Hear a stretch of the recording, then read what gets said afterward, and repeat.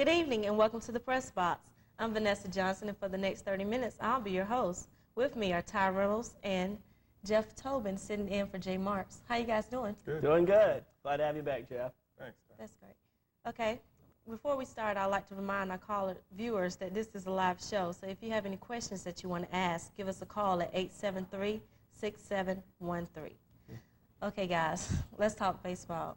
The Braves are on the road trying to hold on to first place. Yeah, but the thing is that if they don't hold on to first place, maybe that's the best thing that can happen to them. In the past couple of years where they really made a drive for the pennant was when they were in second, playing the chaser. And this year, the playoff structure is different, where a second-place team, which I think will be from the East, will get into the playoffs anyway. So I don't think first place is really that important. Also, with the way the playoffs are set up right now, whoever is in the East, if you come in first or second, your playoff format is going to be that you have 2 games at home and 3 on the road, so I really don't think it's going to make that much difference. My major concern here is that in the last 10 games, Jeff, the Braves have been giving up a lot of runs with their pitching, and this is starting to get a little aggravating. You can expect it once in a while where you just don't have a couple of good outings, but in the last 10 games they've given up 70 runs. I mean, that's an average of 7 runs a game. That's very uncharacteristic. And here it is. You see Tom Glavine pitching tonight. He's got an ERA over 4. You see Steve Avery approaching 4. And those are some of the concerns that I have with this team right now, along with the bullpen.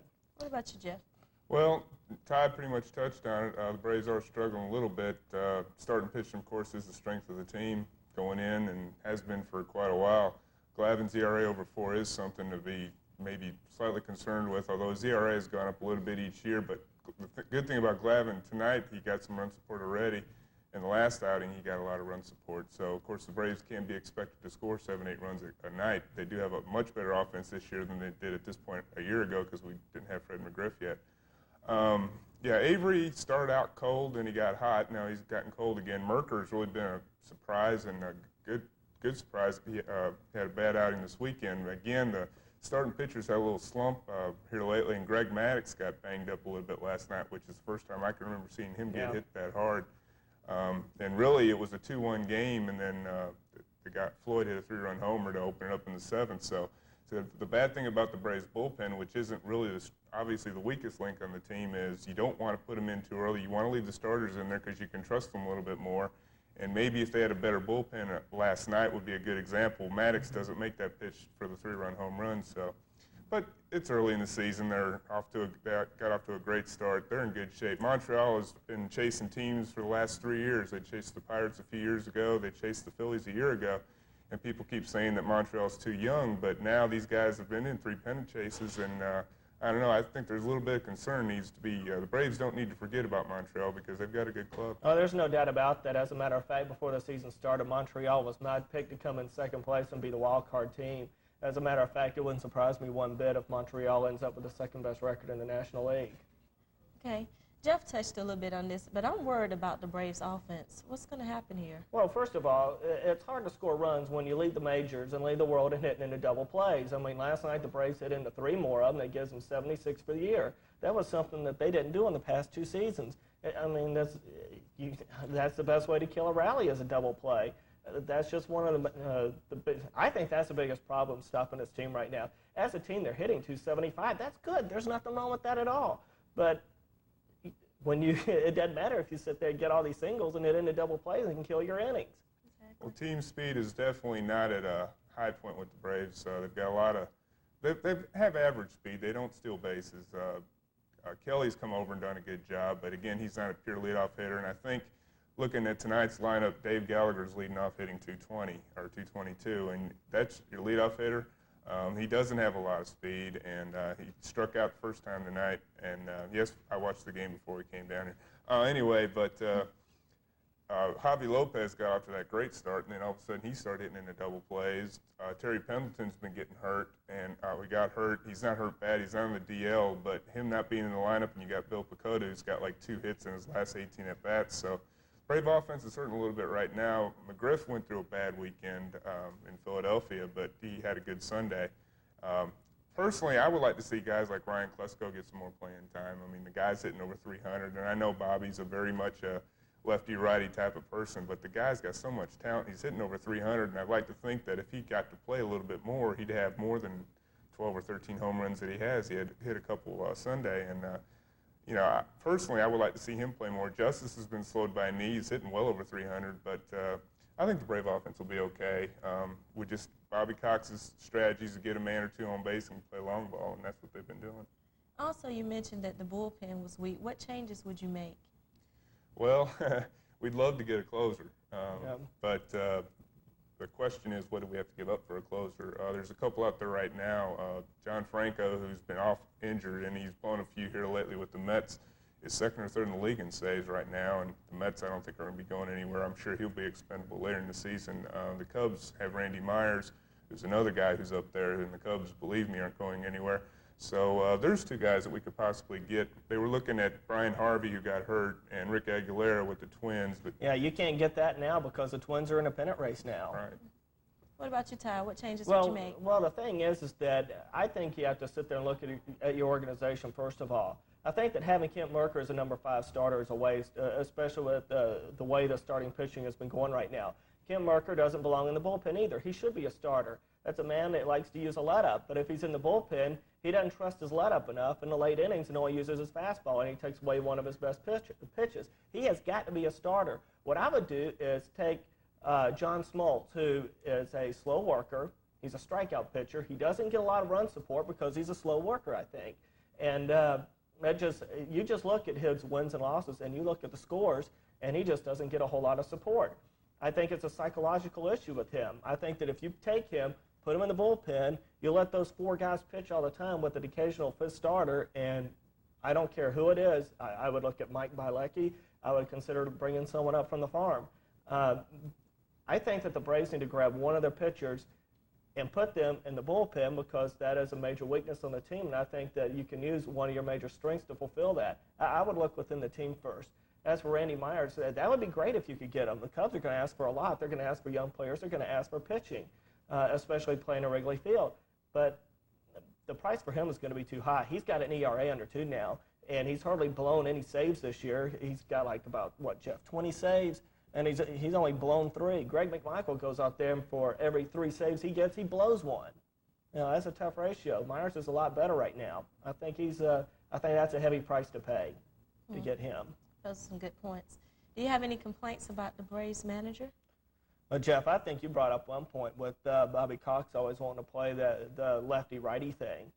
I kind of agree with that. And then on the other hand, I kind of like the philosophy as well. It just depends on your personnel. When you have Ryan Klesko out there, I agree with you. I think he needs to be playing every day.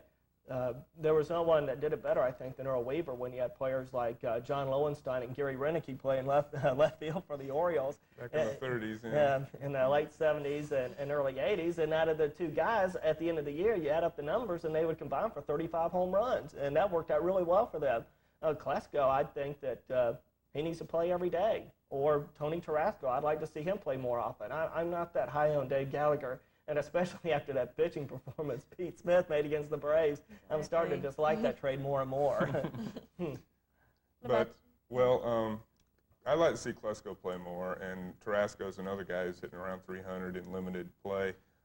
Gallagher's a nice guy to have on your bench in a pinch hit in the 8th inning or to stick in the outfield in the 9th inning, which is fine. And we don't have any problem with that, I don't think. But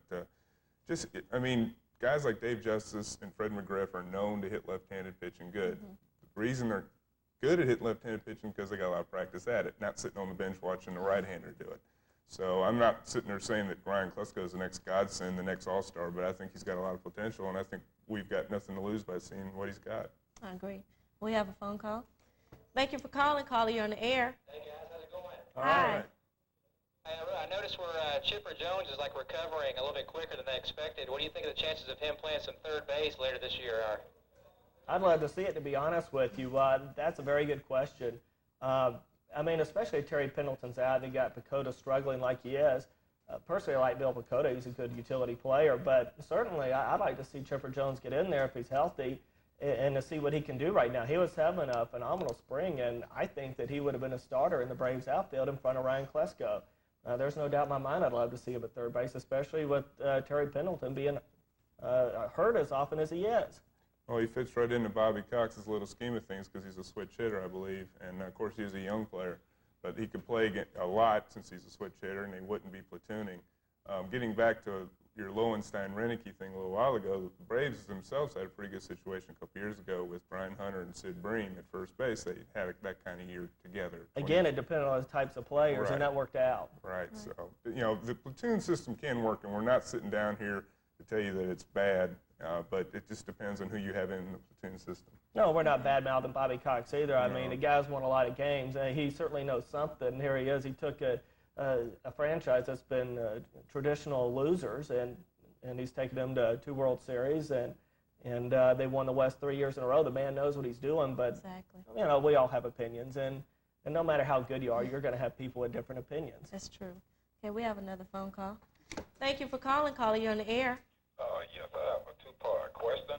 Yes. What's the situation with the Braves and with John Shuttles, which he's out to really win championships? Would you guys express your opinions in regards to, let's say, what would happen to another one of the players, and what would be the chances of someone like David Justice or Terry being traded just to get another player in to replace him? Because it's apparent that it's not about tradition anymore. It's about making money. Yes. And my second question is, Vanessa, can I get with you after the show? I don't know. I have school tomorrow. How much money do you make? Thanks for your call. Thanks for the call. Okay, who wants to comment? Well, I think the first question. the first question. Yeah, we'll leave the second one. The first question is a good question. What do you do in order to win a pennant? And you've seen Sherholtz pretty much do what he's needed to do, at least to win the division the last couple of years, and to get Braves in a position to get to the World Series. Of course, he went and he got Jeff Reardon, which didn't turn out to be a real good move. He went out and got Fred McGriff, which turned out to be a very good move. And just this whole thing started when we got guys like Terry Pendleton and Sid Bream and Rafael Belliard just to shore up a real weak defense and bring in some veteran ball players who've been there. So I think you could see a Justice go. I think you could see a McGriff go. I know that sounds big, but you've got a Klesko and you've got a Tarasco, and you've got to work these guys through. I'm not suggesting that we need to trade either one of them, but you might see one of those guys go, just as an example. Well, when you look at a team, I mean, anyone's expendable if the price is right. Here it is. If Seattle comes over and offers Ken Griffey and says, well, we want David Justice and maybe a pitcher, depending on the pitcher, maybe I would go ahead and do that. David Justice is batting around 325 right now. He's batting something like 350, 375. He's got a very good average with men in scoring position. I'm not so sure I want to throw him away, although sometimes I think he's a bum in the field. He just doesn't concentrate. He doesn't think. He makes bad plays out there like he did Saturday night against Philadelphia. But certainly David Justice, when he's got the bat in his hands, he's offense. He's got a lot of offense that he can produce. But if Seattle comes up and if they wanted to make some type of trade like that, sure, I'd be willing to work with them in a second. I mean, if they even threw Buhner in a trade with Griffey for Justice and McGriff, yeah, I would do it. I would do it in a second because of the people who I can have back up first base and use Ryan Klesko where he needs to be. Those are some big changes. I must agree. Well, I'd like to take this time and remind our viewers that this is a live show. So if you have any questions you want to ask, give us a call at 873-6713. Okay, guys, we got the All-Star game coming up in 2 weeks. Name your starters. Well, let's go ahead and start with the American League, Jeff, and let's go ahead and start with our outfield, and I'm going to let you pick first on that for your American League outfield. First guy or for the whole outfield? Give me 3 guys. I would say Griffey, Lofton, and Bell. Why did you say that? Those are my 3. Ken Griffey's having a super year. He's the best player in the game right now. Al Bell is something like 3rd in the league in hitting. That's a man with power. And Kenny Lofton is batting, I think he's number 2 in the league in hitting. Leads the American League or even the major leagues in stolen bases, and is 3rd in the American League in runs scored. So I think it's a consensus. That's my outfield as well. And doing that, you're leaving out Paul O'Neill, who is leading the league in hitting. So yeah, you've got a lot of power there. What about your infield? Well, at first base, since you hate him, I'm going to take Will Clark. And even though realistically I like to take Frank Thomas, but tonight I'll take Will Clark just simply because I'm sitting here next to you. Okay. And at second base, I would take Carlos Baerga from Cleveland, who's batting over 290. He's got 10 home runs, and one of the stable players for that organization that's in first place in the American League Central. At shortstop, it's kind of slim pickings over there a little bit, but I like Alan Trammell and Cal Ripken both. If I had to pick one, I'll pick Cal Ripken. And at third base, I think is pretty much hands down. I would take Wade Boggs from New York. He's batting around .335 this year. He's having a good year. Well, I agree with Boggs. I'd take the big hurt at first, Frank Thomas. I'd take Alomar at second, who is having a good year for a very poor.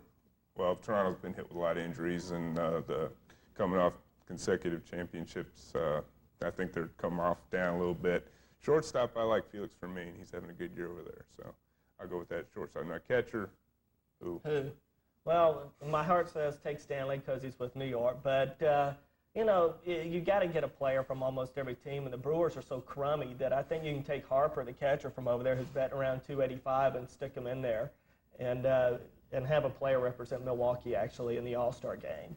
Okay, that's okay with me then. Okay, and my starting pitcher for the American League would be Jimmy Key. He's got 12 wins. No doubt. Having a phenomenal year for him. I agree. Let's talk about talent.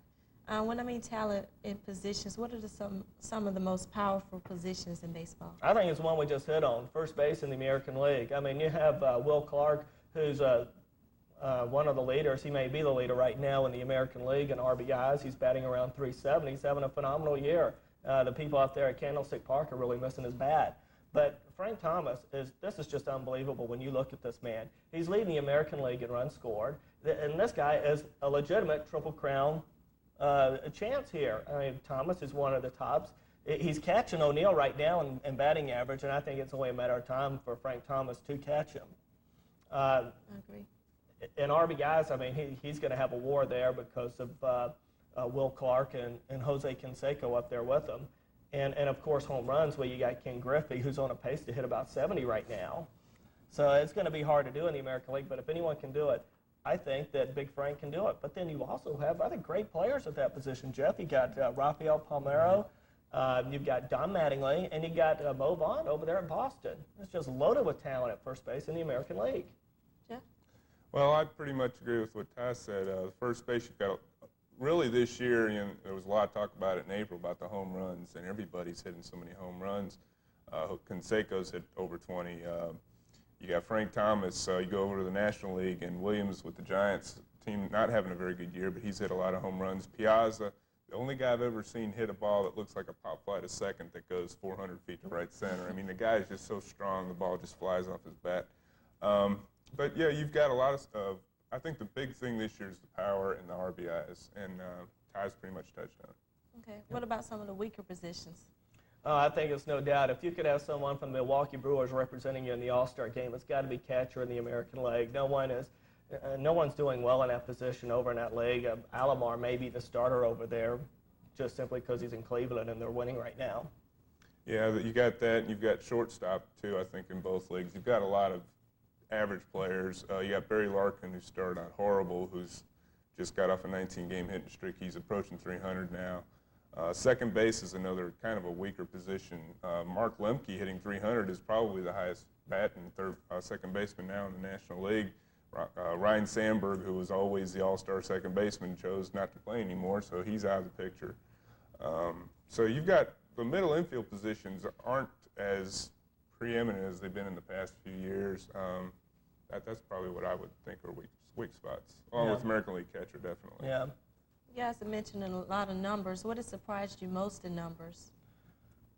You want to go on that first, Jeff? I just think runs scored and home runs, like I touched on a while ago. I just think that the pitchers this year, you've got your Jimmy Key, who's had a good year. You've got like David Cone started out real hot, but he's like 2-4 in his last 6 starts. Tom Glavine, 8-7. I mean, nobody in Atlanta thought you'd see that again. Of course, when he first came up, he had a record like that. Maddox has pitched really well. He's been one of the few dominant pitchers. And I tell you, a real surprise this year has been the closers. You've had a lot of injuries to closers. Harvey got hurt. You just don't have, the Eckersley doesn't come in and get 9 out of 10 saves like he used to get. And I think there's a lot of weakness in the bullpen. Okay. We're going to take this phone call, then we're going to come back and let you mention. Okay. Thank you for calling. Caller, you're on the air. Yeah, I was wondering, who do y'all think will win the World Cup? Good question. I think Brazil is probably the favorite right now, and they have a whole lot of talent. Yes. But to be honest with you, I think they could be had. In the preliminaries, they were beaten by Bolivia, so they are vulnerable. If they have a bad game, they can be beat. Exactly. I really like Germany. I think that that's a solid team. I think Argentina is another team that you have to look out for. They going into the World Cup, and they had a lot of doubts because two of their bigger players, Maradona being one of them, they got in trouble with the law with drugs and were booted off the team. But here it is. Apparently, there's so much talent, so much depth down in that country that they're just winning games. And so, but I really like Germany. What do you think? I would say it's either Brazil or Germany. Brazil's got a lot of scoring punch, and they can tend to dominate once they get out there. Germany is a real solid defensive club. They got a early lead on South Korea yesterday, and South Korea came flying back at them, but they were able to keep their composure and come back and hang on to win that game. So I think I would say either Germany or Brazil. I want to go with the favorite, Brazil, too. Yeah, Brazil has outscored their opponents 5-0 in the tournament. Okay. Thanks for the call. Okay, we were talking about weaker positions in baseball. We went with that, and I wanted to hit on some of these numbers here. What I think is amazing here is, and you talk about weakness, is the American League West. Here it is. You've got Will Clark and Jose Canseco leading the American League in RBIs, and they play on the same team with Texas, and they have a losing team, and they're in a losing division. It just amazes me. Here it is. Oakland has got a 400 winning percentage, and they're only 4 games out of first place. That is just a bad division, and that's just one of those staggering things that stands out to me about the season this year. Another thing is the two people we hit on before, Frank Thomas and Ken Griffey. Griffey, if you look at him right now, would going at the pace that he is, would hit 70 home runs, and Frank Thomas, going at the pace he's going at right now, would hit 65. I think at the end of the year, Thomas may hit more home runs because Julio Franco bats behind Frank Thomas and is having a good year. The only solid bat behind Griffey, or in that same lineup with him, is Jay Buhner, who's only batting about 284 and has about 40 to 45 RBIs. Okay. I'd like to take this time to remind our viewers that this is a live show. So if you have any questions you want to ask, give us a call at 873-6713. Okay, guys, let's talk about my favorite, the NBA drafts coming up tomorrow. What do you think? First 5. Oh, boy. Well, the big dog out of Purdue, I think, is going to be the first one taken. And then second, I think Jason Kidd will be the second pick overall. And then after that, I think anything can happen because Detroit has the 3rd pick. The obvious pick is Grant Hill out of Duke. Well, there's only one problem with that. Grant Hill's a great player, but Detroit had 2 first-round choices last year, and they took Lindsey Hunter, a guard, and they took Allen Houston, another guard. So here it is. What are you going to do? Just load up your team with guards? Detroit needs big men who can play. So I wouldn't be surprised if they made a trade and just shuffled this thing all up together. Okay. What do you think? Well, I pretty much agree. There's been a lot of talk that Jason Kidd's overrated. I think a good comparison to Kidd would be Kenny Anderson when he came out of Tech. Kenny Anderson was a player. He was a playmaker and he was a scorer at Tech when he was in school, and he just played 2 years at Tech and then went into the NBA. Jason Kidd is a good playmaker, but he's short and he's not, of course, so is Anderson, but he's not the outside shooter that Kenny Anderson is. And I think that could hurt him, although I'm sure he's going to be picked high. You got Reeves and you got Montross. I think he'll go early. Who's the big guy from George Washington? Oh, Inkadare. Inkadare. He's kind of gone up and down the list. There's been a lot of what I've read and heard is that he's got a lot of talent, and a lot of NBA people see him as possibly the next Mutombo. But at the same time, he's kind of laid off of going into workouts and stuff and not really reported. Another person who might get picked early is Charlie Ward, this guy who got missed out in the NFL. And I wonder if he doesn't get drafted in the first round, if he's going to sign an NBA contract. I think he'll definitely be drafted in the first round. I don't think there's any way that someone will let him get by. Okay. We have a phone call. Thank you for calling. Calling you on the air. Yeah. Hello? Hi. Yes. What type of pay you think the whole father try to come up with this year? Repeat your question. Turn your television down a little, please. Okay, hold on.